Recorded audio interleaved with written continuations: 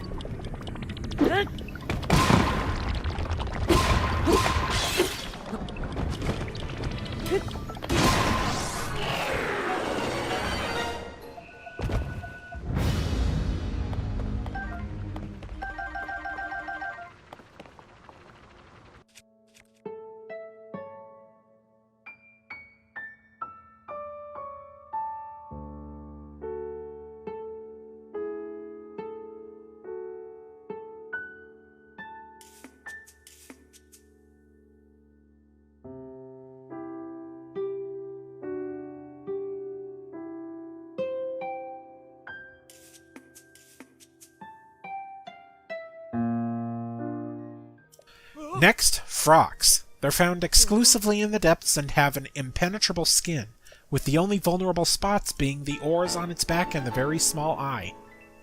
The objective is to stun it so you can get on its back to smack the oars, and there's two ways you can do it. Shoot the eye, which can be easier if you fuse a Keese or Irakuda eyeball to the arrow, or shoot a bomb arrow down its gullet when it opens its mouth.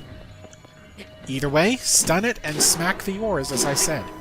It's kinda annoying, though, when your weapons inevitably hit its skin and do no damage, but it uses up your durability anyway. I hate that.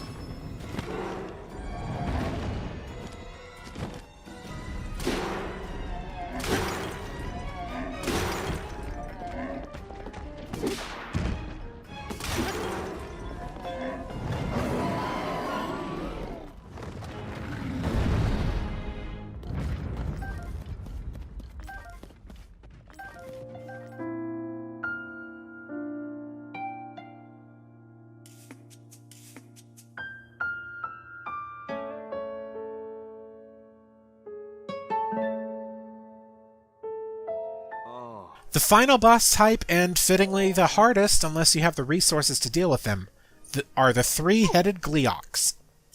There's 3 Gleeoks each of fire, ice, and electric elements, all found on the surface, and also King Gleeoks that use all 3 elements that are at the sky and depths.